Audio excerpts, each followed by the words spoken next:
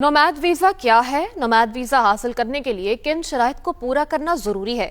Nomad visa की मुद्दत कितनी होती है और उसके साथ ही नोमैड वीजा कौन लोग हासिल कर सकते हैं?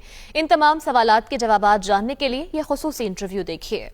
जी मैं इस वक्त मौजूद हूँ अहमद सरदार वड़ाई साहब के साथ। अहमद सरदार वड़ाई साहब जो है यहाँ पे ऑफिशियल सोलिसिटर है स्पेन में। अहमद सरदार साहब से आज हम बात करेंगे नोमैड वीजा के हवाले से। जी ये देखें, ये स्पेनिश गवर्नमेंट और यूरोप में और कंट्रीज हैं, उनकी भी पॉलिसी आ रही है कि जो लोग, क्योंकि आजकल का ज़माना डिजिटल आ रहा है, बहुत ज़्यादा जो जॉब्स हैं वो डिजिटल हैं, तो वो ये यूरोप की और डिफरेंट कंट्रीज़ वो अट्रैक्ट करना चाह रही हैं कि आप हमारे मुल्क में आएँ।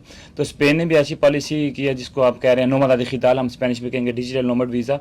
उसमें यह है कि जो लोग घर बैठ के काम करते हैं दूसरी दुनिया में किसी भी कोई कंट्री में कोई कंपनी उसके लिए, जिस तरह पाकिस्तान में बहुत ज़्यादा लोग यूके के कंपनीज, अमेरिका के कंपनी किसी लिए काम करते हैं, तो ऐसे लोगों के लिए है जो घर बैठ के दूसरे मुल्कों के जो कंपनीज हैं उनके लिए काम कर रहे हैं। इस वीजा को हासिल करने के लिए किन शराइत को पार करना या हासिल करना या उनको अचीव करना जरूरी है? 6 महीने की अगर आपकी एवरेज 250 यूरो से ऊपर है, और वो एवरेज ये नहीं कि एक क्लाइंट से आ रही है, वो ये भी हो सकता है कि 1 देन मोर क्लाइंट आपके पास हो, तो आपने एवरेज 250 यूरो से ऊपर उनको दिखाना है कि मैं पर मंथ कमा रहा हूँ और मैं घर से बैठ के काम कर रहा हूँ इस कंपनी के साथ, इस कंपनी के साथ। तो आपने सारे प्रूफ देने हैं, बैंक स्टेटमेंट के प्रूफ, वर्क परमिट जो आपको कंपनी ने दिया हुआ है या वो आपको जो इनवॉइस पे कर रही है वो आपने प्रूफ देंगे।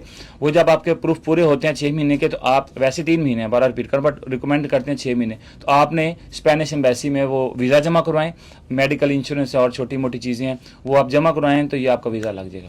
अच्छा, हम तो चूंकि स्पेन में रहते हैं तो हम स्पेन के हवाले से बात करें। क्या हम स्पेन में रहते हुए नोमैड वीजा हासिल कर सकते हैं? अगर आप शेंगन का, आपका किसी भी कंट्री का कह लें वीज़ा लगा हुआ है, आप स्पेन में आएँ, क्योंकि शेंगन में तो आपको पता है फ्री स्पेस है, आप स्पेन में आके ये वाला वीज़ा अप्लाई कर सकते हैं। हाँ, एक दिन ख़त्म होने से पहले भी आप अप्लाई कर सकते हैं, मगर आपका वीज़ा बेशक एक दिन पहले ख़त्म हो गया, आप फिर देन आप, क्योंकि इलीगल स्टेटस हो जाएगी, देन आप डिजिटल नोमैड वीज़ा अप्लाई नहीं कर सकेंगे। अच्छा, ये जो वीज़ा है ये किस तरह जो फ्रीलांसर्स हैं या रिमोट वर्कर हैं उनकी ज़िंदगी को किस तरह आसान बनाता है? हर मुल्क की अपनी खसूसियात होती हैं, मुश्किलात होती हैं, चैलेंजेस होती हैं।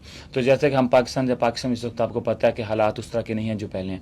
तो फ़ायदे देखें, उसका सबसे बड़ा फ़ायदा कि आप यूरोप के कंट्री में आ गए।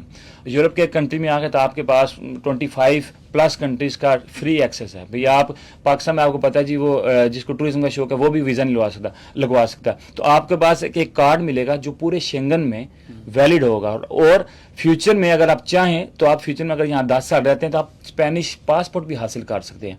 अच्छा, मुझे बताएं, इस वीजा पर, नोमैड वीजा पर हम काम कर सकते हैं यहाँ पे जिनके पास होगा? अगर आप स्पेन में किसी क्लाइंट के लिए काम करते हैं तो वो उसकी जो इनकम है जो आपको वो पे करेगा इनवॉइस, वो 20% से ऊपर नहीं जा सकती।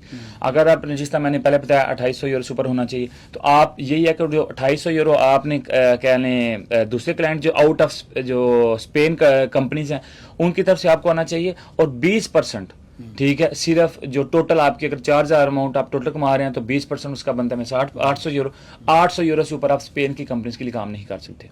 अच्छा, इस नोमैड वीजे पे आप रहायश और रहायशी सहूलियत कैसे हासिल कर सकते हैं? देखिए, नोमैड वीजा की जो नीयत मिलेगी वो एक नीयत होगी जिस तरह आपके पास है, जिस तरह हम सब के पास होती है।